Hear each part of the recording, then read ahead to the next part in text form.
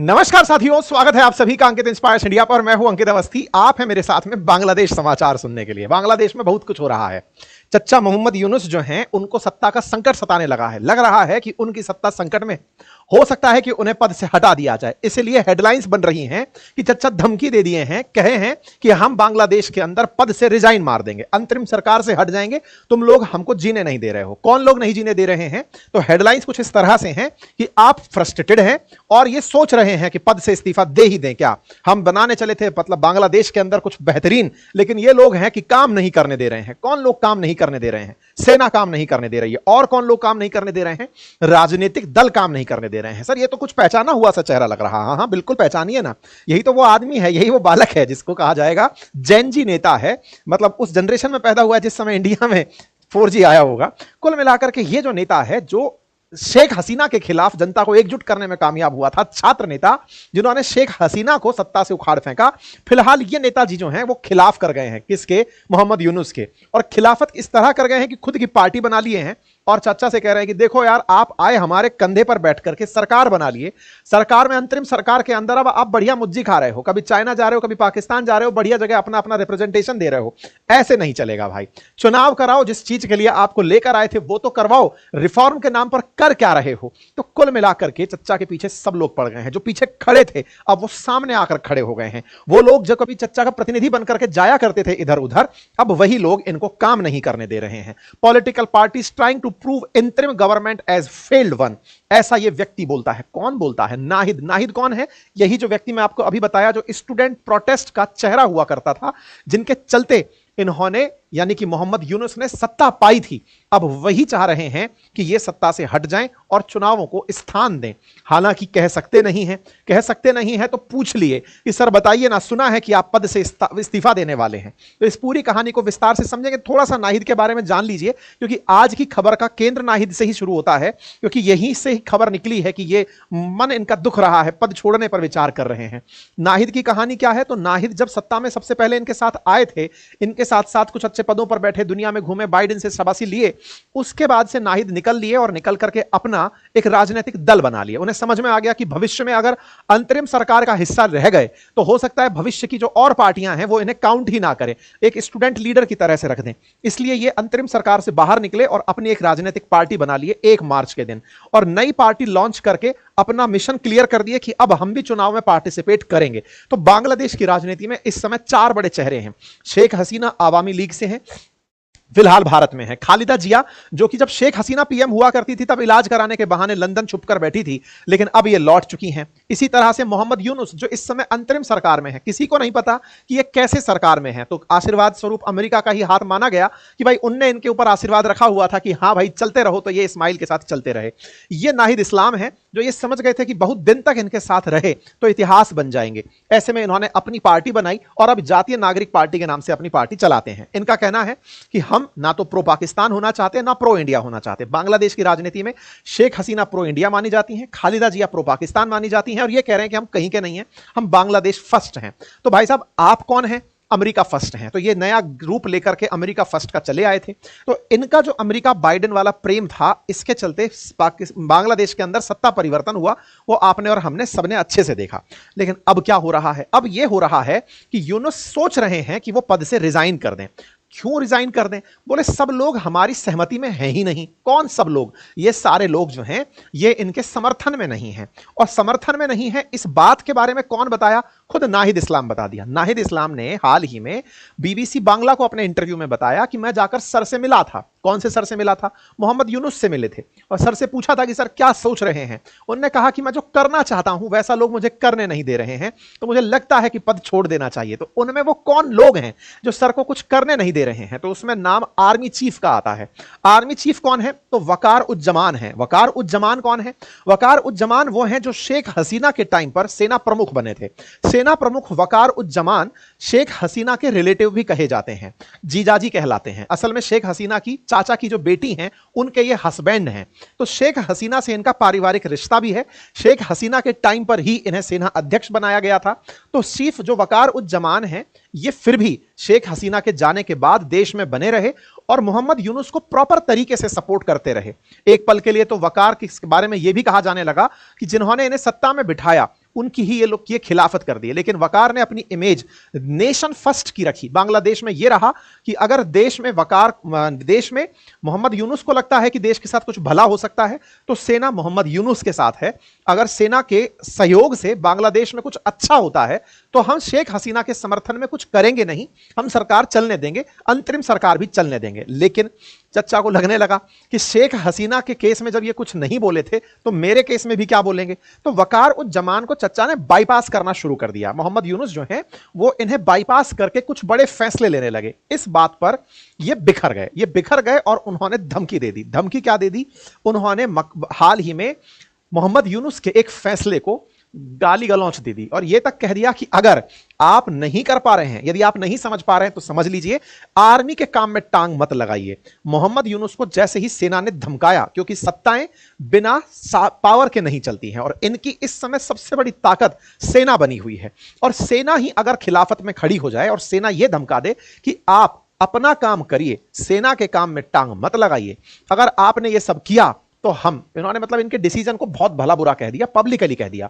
तो ऐसे में इनकी चिंता बढ़ गई। तो नाहिद इस्लाम जाकर चच्चा से मिले, पूछे डर लग रहा है क्या? बोले हाँ बहुत तेज लग रहा है, लोग मान नहीं रहे हैं हमारी बात। तो कौन नहीं मान रही है? सेना नहीं मान रही है इस बात को। तो अब समझना होगा कि इनके साथ में हो क्या रहा है, इन्होंने कौन सा ऐसा फैसला ले लिया, इनकी राजनीतिक महत्वाकांक्षाएं कहां जा रही थी, किस तरह से अब बांग्लादेश में फिर से चुनाव देखे जा सकते हैं। तो देखिए इनके बारे में थोड़ा लिटिल बिट ब्रीफिंग कर देते हैं। बात अगस्त 2024 की है। अगस्त 2024 में जब शेख हसीना भारत पहुंची थी, उससे पहले क्या क्या हो रहा था? तो आंसर यह है कि पाकिस्तान के प्रभाव से कहिए या अमेरिका के प्रभाव से कहिए, शेख हसीना के खिलाफ खालिदा जिया की पार्टी के द्वारा और अमेरिकी पैसे से स्टूडेंट प्रोटेस्ट के माध्यम से शेख हसीना की सरकार को चैलेंज किया जा रहा था। कहा जा रहा था कि बांग्लादेश के अंदर सब कुछ सही नहीं चल रहा है। सब कुछ सही से मतलब है कि यहां पर बहुत कुछ कंट्रोल में है शेख हसीना के। शेख हसीना के पिताजी ने जब कभी बांग्लादेश बनाया था तो बोले शेख हसीना ने अपनी बपौती मान लिया है, पिताजी देकर गए हैं तो वो शासन चला रही हैं। ऐसे में एक स्टूडेंट अनरेस्ट क्रिएट होता है, ये चेहरा बनते हैं। असल में चेहरा नहीं बनते हैं, उन स्टूडेंट्स के सामने इनको खड़ा कर दिया जाता है कि तुम इन्हें लेकर जाओ ताकि तुम एक विकल्प दे सको। ये विकल्प लेकर आए क्योंकि कहीं से कोई नोबेल पुरस्कार पा गए थे। तो ये नोबेल पुरस्कार के चलते बांग्लादेश की सरकार का चेहरा बने, अमेरिका समर्थित, और इन्होंने अपनी तरफ से बांग्लादेश के अंदर नए रिफॉर्म्स लाने की बात कही कि हम बांग्लादेश को बहुत आगे तक लेकर जाएंगे। ऐसे में इन्होंने काम करना शुरू किया।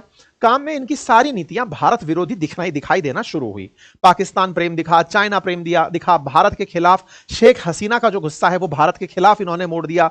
पूरे बांग्लादेश को पूरी तरह एंटी इंडिया बनाने का इन्होंने प्रयास किया। बढ़िया से ये काम चल भी रहा था क्योंकि दुश्मनी जो शेख हसीना से थी वो भारत के खिलाफ बढ़िया से निकलवाई जा रही थी। कई सारे ऐसे प्रयास किए इन्होंने जो भारत के इतने लंबे समय से एहसान तले जो बांग्लादेश दबा हुआ था, उन सारे एहसानों को ओवरकम कर गया। इनको ऐसा लगने लगा कि मुजीबुर रहमान जो कि बांग्लादेश के राष्ट्रपिता कहे जाते हैं या बंगबंधु कहे जाते हैं, उनको उखाड़ करके आने वाले समय में यही बंगबंधु कहलाएंगे। यानी आने वाले समय में इनकी महत्वाकांक्षाएं ऐसे बढ़ने लगी कि जैसे भारत में महात्मा गांधी हैं, पाकिस्तान में जिन्ना है, बांग्लादेश में मुजीबुर रहमान है, ऐसे आने वाले समय में लोग इन्हें याद रखेंगे।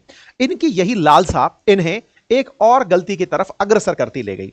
असल में जितना भी ये पॉलिटिकल अनरेस्ट था वो इसलिए था कि शेख हसीना ने पिछले जो चुनाव जीते थे उसमें खालिदा जिया की पार्टी को चुनाव ही नहीं लड़ने दिया था, या यूं कहिए कि उन्होंने चुनाव से पहले जो अंतरिम सरकार बनानी होती है वो नहीं बनाई थी, जिसके चलते खालिदा जिया की पार्टी ने चुनाव में पार्टिसिपेट करने से इनकार कर दिया था।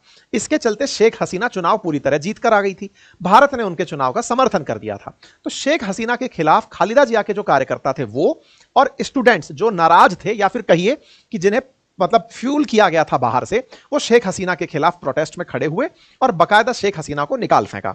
अब इनकी जो महत्वाकांक्षा बढ़ने लगी वो ये थी कि शेख हसीना के नाम पर पूरी ऐतिहासिकता खत्म कर दी जाए, बांग्लादेश के निर्माण के ऊपर सवाल खड़े कर दिए गए। मतलब हद तो ये हो गई कि इनके नेतृत्व में कुछ दिन और काम चल जाता तो हो सकता था कि बांग्लादेश में फिर से पूर्वी पाकिस्तान के नारे गूंजने लगते और पूर्वी पाकिस्तान पश्चिमी पाकिस्तान फिर से पुराने भाई भाई होने लगते। इनकी जो तमाम प्रकार के प्रयास थे वो ISI और चाइना से प्रभावित होकर काम करने लगे। इनकी राजनीतिक महत्वाकांक्षाएं बढ़ने लगी। राजनीतिक महत्वाकांक्षाओं का परिणाम यह निकला कि इन्होंने राजनीतिक दलों को ही किनारे करना शुरू कर दिया। जिसने कभी राजनीति का सुख नहीं लिया, जिसने कभी शासन का सुख नहीं लिया, अब वो व्यक्ति शासन में ही किसी को नहीं आने देने पर काम करने लगा। मतलब शासन में कोई कैसे आ सकता है? तो आंसर है कि इलेक्शन से आ सकता है। अगस्त से फिर अगस्त आने को हुआ, पूरा पूरा एक साल होने को हुआ, बांग्लादेश में अभी तक इलेक्शन की कोई सुगबुगाहट नहीं आई। सुगबुगाहट नहीं आई, चच्चा पद पर बने रहे, और बकायदा कोई इनसे इलेक्शन की पूछता भी है तो ये कह देते हैं कि बांग्लादेश को हम नया रूप दे रहे हैं, नए रिफॉर्म्स दे रहे हैं, तो समय लगेगा, इलेक्शन इतना जल्दी नहीं हो सकता। तो जो बिना चुना आदमी अगर सरकार चला रहा है तो अंतरिम सरकार का क्लॉज था बांग्लादेश में, पाकिस्तान में, कि चुनाव होने से पहले 45 दिन पहले या 2 महीने पहले सरकारें अपने पद से हटकर किसी और व्यक्ति को अंतरिम प्रधानमंत्री या अंतरिम वो बना देती हैं, थिंकर बना देती है, कि तुम ही अब दोनों के बीच में न्यूट्रल इलेक्शन कराओगे। ये व्यक्ति अंतरिम सरकार को ही साल भर तक तो खींच गया और अगले साल के लिए भी तैयार नहीं है। इनकी बातों को अगर सारगर्भित तरीके से समझा जाए तो ये अगले साल मई 2026 से पहले इलेक्शन के मूड में नहीं है। ऐसे में जिन्होंने इतना संघर्ष किया हो, यानी खालिदा जिया की जो पार्टी रही या फिर जो स्टूडेंट प्रोटेस्टर्स रहे, ये सत्ता में आने का केवल सपना ही देखते रह गए कि भाई साहब आप अगर हटें तो हम सत्ता में आए, और हमें सत्ता में आने के लिए इलेक्शन जरूरी है। इन्होंने इलेक्शन का कोई जिक्र करना बंद कर दिया। अब इलेक्शन का जिक्र बंद क्यों किया, तो आंसर था कि इन्होंने बकायदा सेना का समर्थन पा लिया था। वकार उज जमान इनके साथ खड़े थे कि आप रिफॉर्म करिए, हम आपके साथ हैं। लेकिन अभी इन्होंने जो काम किया जिससे वकार उज जमान उखड़ गए, वो क्या काम था, अब मैं आपको वो बताता हूं। उसके लिए थोड़ा और आगे चलते हैं, जिसके लिए ये रिजाइन की धमकी देना शुरू किए हैं, या फिर वकार उज जमान के प्रेशर में अब इनको लग रहा है कि सरकार नहीं चलेगी, हम वहां चलते हैं। तो पहला कारण तो समझ में आ गया कि ये चुनाव कराने के मूड में नहीं थे। वकार उज जमान ने इन पर प्रेशर डाला कि आपका कोई भी फैसला, चूंकि आप इलेक्टेड नहीं हैं, तो देश के आंतरिक मामलों में और सुरक्षा के मामलों में आप कतई ना बोलें, आप इलेक्शन करवाइए और दिसंबर तक इलेक्शन करवाइए। तो जब यह बात बोली गई कि आप दिसंबर तक इलेक्शन करवाइए सेना के द्वारा, तो फिर तो बाबा के मतलब लगना ही था कि ये क्या हो रहा है मेरे साथ में, मुझे तो चला ही जाना चाहिए। क्यों? क्योंकि अल्टीमेटली अभी मई का समय चल रहा है, अंतरिम सरकार की जिम्मेदारी को तय करते करते ये कहीं अपने ऊपर कोई ठीकरा ना फटे, इसलिए इन्होंने रिजाइन का पैंतरा चला, ताकि इमोशनल होकर लोग इनसे कहें कि मत जाओ, आप हमारे बापू बन जाओ, बंगबंधु बन जाओ, यहीं रहो, हम आपके साथ ही आगे बढ़ना चाहते हैं। सेना ने इन्हें अल्टीमेटम दे दिया, इलेक्शन कराना है दिसंबर तक। इंटरेस्टिंग बात यहां पर जो जानने की है वो ये है कि सेना ने अभी तक भी अपना राज हाथ में लेने की बात नहीं कही है कि हम सेना का शासन चलाना चाहते हैं। ऐसा वकारुज्जमान ने इनको धमकाया नहीं है। इनसे यह जरूर कहा है दिसंबर तक कराओ। अगर ये दिसंबर तक नहीं कराते हैं तो फिर आगे संभव है कि सेना अपने हाथ में सैन्य तख्ता पलट करके सत्ता सरकार की हाथ में ले ले और खुद इलेक्शन करवाए। ठीक है, तो एक तो ये बड़ा कारण निकला इलेक्शन का। ये महाशय कहते हैं कि इलेक्शन मेरी प्रायोरिटी नहीं है और मैं ऐसे में आपको यहां पर रिफॉर्म देने आया हूं, मेरे से रिफॉर्म करवा लो। मेरी 3 प्रायोरिटीज हैं जिसमें रिफॉर्म, जस्टिस और इलेक्शंस हैं। इलेक्शन थोड़ा लेट आएंगे, मैं आपके देश में परिवर्तन लेने आया हूं। इन्होंने और क्या कर रखा है, असल में मोहम्मद यूनुस ने अपने साथ कई सारे एडवाइजर्स भर लिए जो नॉन इलेक्टेड मेंबर्स हैं, चुनाव जिन्होंने लड़ा नहीं, अब वो शासन में बैठे हैं और शासन में बैठकर मंत्रियों की तरह ही निर्णय लेते हैं। अपने फैसले इस तरह जो कि बांग्लादेश के भविष्य को निर्धारित करेंगे, इस तरह के फैसले लेते हैं। जबकि अंतरिम सरकार का काम होता है प्रॉपर तरीके से इलेक्शन कराना। तो लोगों में धीरे धीरे ये जो ना चुने हुए लोग हैं, इनका सत्ता में जो दखल है, इससे इरिटेशन बढ़ने लगा। इस इरिटेशन को बांग्लादेश में खालिदा जिया, जो शेख हसीना की मुख्य अपोनेंट थी, उन्होंने अपनी तरफ से हाल ही में उठा दिया। क्या हुआ, ये 23 तारीख का आप ट्वीट देख रहे हैं, इसमें क्या है, 23 तारीख के दिन ये खबर बनती है कि बीएनपी यानी कि खालिदा जिया वाली जो पार्टी है, उसने 3 एडवाइजरी काउंसिल मेंबर्स, मतलब एक तरह से समझिए मंत्री पद पर बैठे हो, क्योंकि जब ये खुद चीफ एडवाइजर बनकर बैठे हैं और प्रधानमंत्री की तरह रोल निभा रहे हैं, तो फिर बाकी जो एडवाइजर्स हैं जो मंत्री की तरह काम कर रहे हैं, उस काउंसिल में से उनके रिजाइन की मांग की है कि उनको हटाओ पहले आप लोग। किनको हटाने की बात की गई है, तो चीफ एडवाइजर से कहा गया है कि आपके द्वारा 2 तो एडवाइजर और 1 नेशनल सिक्योरिटी एडवाइजर, इनका हम रिजाइन चाहते हैं। नेशनल सिक्योरिटी एडवाइजर जो हाल ही में इन्होंने नियुक्त किया है, उसका ही इस्तीफा इन्होंने मांग लिया है। क्यों मांग लिया है? क्योंकि नेशनल सिक्योरिटी एडवाइजर ने मोहम्मद यूनुस को कुछ ऐसी एडवाइस दे दी जो पूरी तरह से बांग्लादेश में भारत की मंशा को पूरा करने जैसी थी। अभी हम उस तरफ भी चलेंगे। तो फिलहाल के लिए इनसे डिमांड कर ली गई है कि मंत्रियों को हटा दो अपने यहां से। तो बीएनपी इनके खिलाफ हो गई है। अब इसको इस तरह से सारगर्भित किया जाए तो यह कहा जा सकता है कि मोहम्मद यूनुस के खिलाफ जिनका समर्थन था वो लोग खड़े होने लगे कि आप अपने में से लोग हटाइए साहब। अच्छा, जिया ने यूनुस के ऊपर प्रेशर कहा और कहा कि जितना जल्दी हो सके अब चुनाव करवाइए। बहुत दिन हो गया, सत्ता का सुख आपने ले लिया, राजनेता हम हैं, पूर्व प्रधानमंत्री रही हैं, तो ऐसे में भैया राजनीति में आने दो हमें, आप अपना बोरिया बिस्तर समेटो और चलो, हो गया रिफॉर्म आपका। इधर से सेना ने इनको धमका दिया। अब सेना ने कैसे धमकाया उसकी कहानी सुनते हैं। देखो क्या है, बांग्लादेश को थोड़ा सा समझने का प्रयास करते हैं। बांग्लादेश है ना, भारत के साथ तो बॉर्डर साझा करता ही है, एक जगह से और बॉर्डर साझा करता है लगभग 250 किलोमीटर का, और वो करता है म्यांमार के साथ में। म्यांमार का ये वाला जो येलो कलर आपको दिख रहा है, ये रखाइन प्रोविंस के नाम से जाना जाता है। प्रोविंस बोले तो राज्य समझिए। ये जो रखाइन राज्य है ना, यहां पर पाए जाते हैं रोहिंग्या। पाए जाते हैं से क्या मतलब है समझिए। बांग्लादेश के पड़ोसी राज्य बांग्लादेश म्यांमार में बौद्ध मेजोरिटी में रहते हैं, बुद्ध लोग जो हैं वो मेजोरिटी में रहते हैं, बुद्धिज्म को मानने वाले। और जो बुद्धिस्ट हैं वो रोहिंग्या जो मुस्लिम लोग हैं उन्हें नहीं रहने देना चाहते। उनका मानना है कि यहां पर मुसलमान नहीं रहेंगे, केवल बुद्धिस्ट लोगों का शासन होना चाहिए।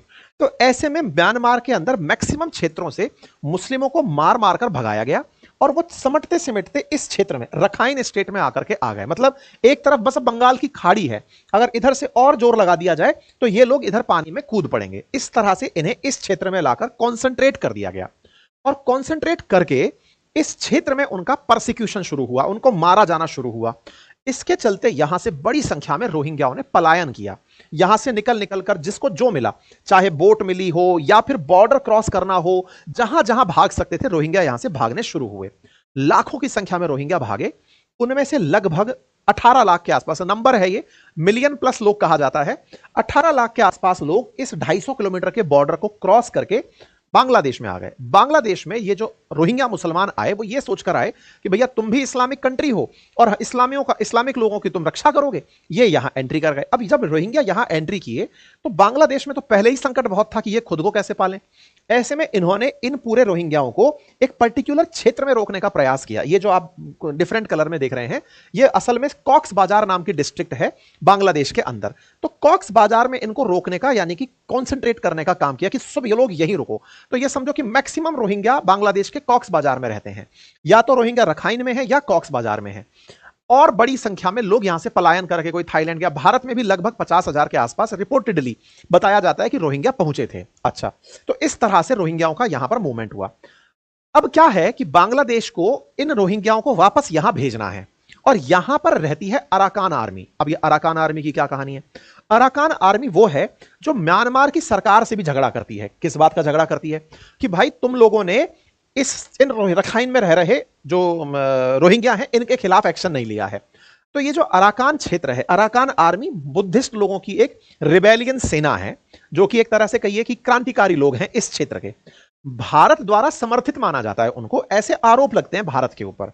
अराकान आर्मी को ही भारत ने चार्ज किया है यह कहकर कि बांग्लादेश को 2 टुकड़ों में तोड़ दो। मैंने आप लोगों से पहले भी एक बार कहा था कि बांग्लादेश को यहां से तोड़ा जा सकता है, और इस तोड़ने की जो मंशा को हमने पहले भी आपके सामने रखा था।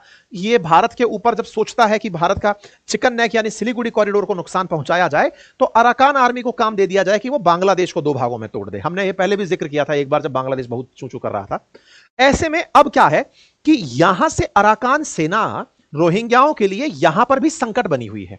अब क्या होता है, पिछले महीने यूनाइटेड नेशंस की तरफ से ये जो विस्थापित रोहिंग्या हैं, अच्छा अब होता क्या ना कि यूएन के अंदर एक डिपार्टमेंट है जो ह्यूमैनिटेरियन असिस्टेंस के लिए काम करता है कि चलो भाई मानव अधिकार के लिए काम करेंगे, जहां विस्थापित लोग हैं उनके उत्थान के लिए काम करेंगे, बड़ा सारा फंड उठाएंगे और उस फंड का फिर अलग तरह से मोबिलाइजेशन करेंगे, अनरेस्ट में उसका यूज कैसे करना है, चेहरा दिखाएंगे कि हम सहायता करने आए हैं, लेकिन इतिहास गवाह है कि वो लोग क्या करते हैं। फिर भी यूएन के ऊपर सवाल नहीं उठाते हैं, सीधा यह मानते हैं कि भला चाहते हैं।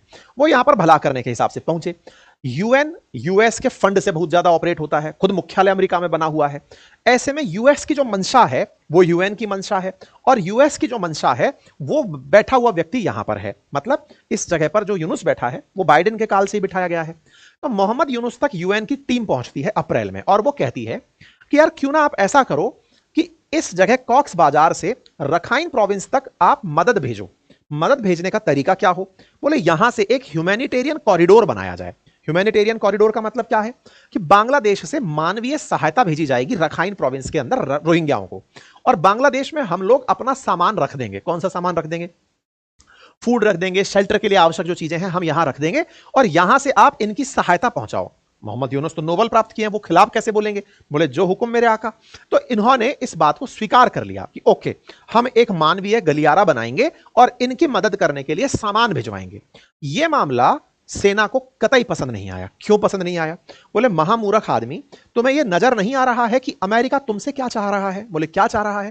बोले तुमको दिखा रहा है कि इधर से मदद भेजो, लेकिन जो रास्ता इस तरफ से उधर मदद भेजने के लिए जाएगा, क्या तुम्हें नहीं लगता उसी रास्ते से चल करके और रोहिंग्या इधर घुस आएंगे?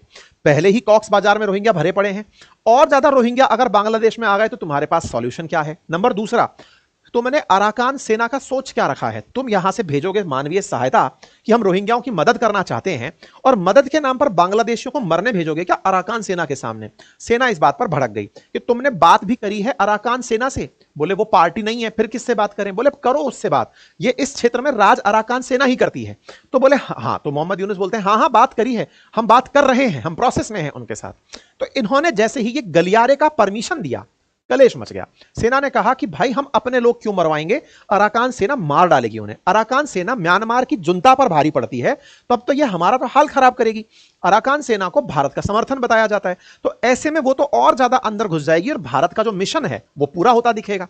ये बात सेना ने मोहम्मद यूनुस को धमका दी, और मोहम्मद यूनुस ने 2 दिन भी नहीं लगाए, अपनी बात से पलटी मार गए और इतना डर गए कि इस्तीफा देने की बात करने लगे। मैं रिजाइन कर दूंगा क्योंकि तुम लोग मुझे काम नहीं करने दे रहे हो, मैं मानवीय सहायता करना चाहता हूं। क्योंकि अभी उसके समर्थन में क्या है, थोड़ा बांग्लादेश के अंदर सिंपैथी है, तो सिंपैथी को और ज्यादा बढ़ाने के लिए कि भाई मैं अपने इस्तीफे की बात करूंगा तो जनता मेरे साथ उमड़ पड़ेगी। भारतीय राजनीति में सफल प्रयोग रहा है, बिल्कुल उसी तरह से इन्होंने यहां करने का प्रयास किया कि मैं इस्तीफे की बात करूंगा, जनता मुझे फुल बहुमत से नेता बना देगी। तो ऐसे में इन्होंने इस्तीफे का कार्ड चला है। यह बात खुद नाहिद इस्लाम ने बीबीसी को बताई और कहा कि भाई साहब वो कह रहे हैं कि मैं सोचता हूं कि मैं रिजाइन कर दूं क्योंकि लोग मुझे काम नहीं करने दे रहे, यहां के राजनीतिक दल एक साथ नहीं आ रहे मेरे साथ। अच्छा, अब कई सवाल आप में से लोगों के बन भी सकते हैं, और वो लोग कहेंगे कि सर एक बात बताइए, इन्हें मानवीय सहायता भेजने का यही रास्ता नजर आया? इतनी बड़ी बंगाल की खाड़ी खड़ी है, इतने सारे समुद्र से जहाज जाते हैं, खूब सारी मदद भेजो, खूब सारा समुद्र पड़ा है। देखिए, आपको याद होगा अमेरिका ने पहले भी इनसे इसी क्षेत्र में एक एयरबेस मांगा था, जिसके कारण शेख हसीना को अपने पद से जाना पड़ा। धीरे धीरे चीजें वहीं जा रही हैं। शेख हसीना ने कहा था कि डोनाल्ड लू आए थे मुझसे कहने कि मुझे यहां पर एक बेस दे दो, मैंने वो नहीं दिया और अमेरिका ने मेरी सत्ता उखड़वा दी। अब इन पर भी वही चीज मांगी जा रही है कि आप हमें बेस दे दो ह्यूमैनिटेरियन असिस्टेंस के नाम पर। अब क्योंकि पुराना अगर सिस्टम ले आए कि हमने एयर बेस बनवाया था, इस बात को अगर ले आए तो अमेरिका की बातें पकड़ में आ जाएंगी, शेख हसीना सही सिद्ध हो जाएंगी। ऐसे में इन्होंने यहां क्या कार्ड चला, ह्यूमैनिटेरियन के लिए हमें एक जगह दे दो, हम यहां पर ह्यूमन कॉरिडोर बनाएंगे और मदद भेजेंगे। कुल मिलाकर के वो लोग अपना एक सेंटर यहां डालना चाहते हैं। अमेरिका चाहता है कि वो यहां आकर बैठे ताकि इस पूरे क्षेत्र को कंट्रोल कर सके। यहां पर उसकी कोई पकड़ नहीं है, अभी आदमी जरूर बिठाया पपेट टाइप का, लेकिन यहां कंट्रोल नहीं है, इसलिए अमेरिका यहां आना चाहता है। ये पहले भी बात अपन ने जिक्र की है, और शेख हसीना ये कहते कहते ही पद छोड़ी थी। तो यहां पर वो क्या पकड़ में आ गए, पकड़ में आ गए तो सेना खिलाफ हो गई। इस पर यहां सेना प्रमुख बोले नो ब्लडी कॉरिडोर। अब ये जो नो ब्लडी कॉरिडोर है ना, यूनुस इससे एकदम घबरा गए और राजनीतिक दाव चल दिए, मैं रिजाइन कर दूंगा अगर आप लोग मुझे काम नहीं करने देंगे तो। खैर, ऐसे में धमकी सरकार को मिली है, सरकार की तरफ से, यानी यूनुस ने अपनी तरफ से खूब सारे ट्वीट्स डालकर पूरा स्पष्टीकरण डाला कि देखिए ह्यूमैनिटेरियन कॉरिडोर की बातें क्यों हो रही थी, क्या कंफ्लिक्ट है, हम क्या सहायता कर सकते हैं। ये इन्होंने अपने तरफ से पूरा अपडेट डाला, जो अपडेट मैंने आप लोगों को दे दिया है। ये सारी बातें इन्होंने खूब तरीके से रखी कि हम करना क्या चाहते थे, लेकिन अब हम नहीं करेंगे। क्यों नहीं करेंगे? क्योंकि रोहिंग्या पीपल्स की मदद यूएन करना चाहता था। हम चाहते थे कि हमारे इसी रास्ते से रोहिंग्याओं को वहीं वापस भेज दें, जो कि यहां पर आए हुए हैं लगभग 10 लाख से अधिक संख्या में, उन्हें हम वापस भेजना चाहते हैं। लेकिन अब अगर तुम लोग चाहते हो कि यह ऐसा ना हो तो हम इसमें इंटरफेरेंस नहीं करेंगे। तो रोहिंग्याओं का केस बांग्लादेश के अंदर एक बड़ा केस है, और यह यूनाइटेड नेशंस की टीम है जो अप्रैल में यहां आई थी, और उस टीम के द्वारा यहां पर जो जानकारियां इकट्ठी की गई थी, जिसके चलते ये बाबा बोले कि हां अपन कर देंगे, तो ये अपने फैसले से पलट चुके हैं। आज की स्थिति क्या है? आज की स्थिति यह है, सेना इनके पूरी तरह से खिलाफ इसलिए हुई कि आपने देश के सिक्योरिटी विषय पर ह्यूमैनिटेरियन कॉरिडोर की घोषणा स्वतः ही कैसे कर दी, आपने हमको लूप में क्यों नहीं लिया। सेना इस बात से नाराज कि तुम हमें भी बाईपास कर गए। नंबर दूसरा, अपोजिशन पार्टी इसलिए नाराज कि तुम हमारी मदद से सत्ता में आए, अंतरिम सरकार बनाए, अब तुम चुनाव का नाम नहीं ले रहे हो, अब तुम जा रहे हो अप्रैल मई के अंदर कि अब तब कराएंगे। तो भाई फिर हम तब तक हमारा क्या होगा नहीं पता। तीसरा, जिन छात्रों के साथ ये सत्ता में आए थे अब वो अपनी राजनीतिक दल बना चुके हैं, और छात्र आंदोलन से पनपी हुई जो पार्टी होती हैं उन्हें एक्टिविज्म ही, जिनको एक्टिविज्म ने जन्म दिया है, वो एक्टिविज्म से ही सत्ता तक बने रहते हैं। अब ऐसे में नाहिद इस्लाम जैसे लोग जिनकी मदद से ये सत्ता में आए थे, अगर वो अपने आप को बेरोजगार पाएंगे कि यार हमारे पास तो कोई काम ही नहीं है क्योंकि ये करने ही नहीं दे रहे हैं, रिफॉर्म के नाम पर सत्ता पर बैठ गए हैं, तो ऐसे में उनका चार्म लोगों में खत्म हो जाएगा। वो मानेंगे कि स्टूडेंट अनरेस्ट ने इन्हें जन्म दिया था, ये बहुत बुरे निकले। तो वो लोग भी अब कहीं ना कहीं वापस से बांग्लादेश के अंदर एक मोमेंटम चाहते हैं। कुल मिलाकर माहौल तैयार है, गोटियां बिछ चुकी हैं, इलेक्शन होने हैं, और ऐसे में यह भी हो सकता है कि एक पार्टी बनकर या एक चेहरा बनकर किसी पार्टी से चुनाव में उतर जाएं। ऐसा आप एक्सपेक्ट कर सकते हैं, क्योंकि जिस तरह से ये दाव पे चलने का प्रयास कर रहे हैं। सेना का स्पष्ट मत है कि तुम लोग हर चीज पर बोलते थे, रखाइन के मामले पर तुमने कुछ नहीं बोला, तुमने रोहिंग्याओं के मामले पर अपनी तरफ से बांग्लादेश को कॉम्प्रोमाइज करा दिया। कुल मिलाकर के बांग्लादेश में हो सकता है अगले 2 महीने में मोहम्मद यूनुस के इस्तीफे की खबर आ जाए, इस तरह के माहौल बाजी के चलते। और दिसंबर एक्सपेक्टेड है, लेकिन हो सकता है कि अक्टूबर तक यहां इलेक्शन हो जाए। हालांकि एनएसए जिसके इस्तीफे की मांग की गई, वो बात से पलट गए और उन्होंने कहा कि हम कोई ह्यूमैनिटेरियन कॉरिडोर नहीं बना रहे हैं, हमने वो प्लान कैंसिल कर दिया है। लेकिन इस प्लान के कैंसिल होते ही ये अपनी तरफ से खुलकर सामने आ चुके हैं।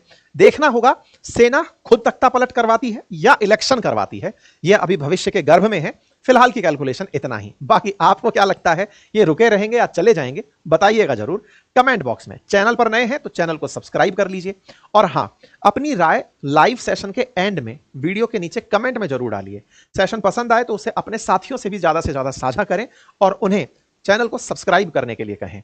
आपके कमेंट्स को जितना समय मिलता है मैं पढ़ता अवश्य हूं, और कुछ एक कमेंट्स को अपनी तरफ से लाइक भी करता हूं। जिन्हें लाइक नहीं कर पाता हूं उन्हें भी यह संदेश दे सकता हूं कि आप सभी मुझे बहुत प्रिय हैं, और आपके मैसेज मुझे समझने का अवसर देते हैं कि आप क्या सोचते हैं।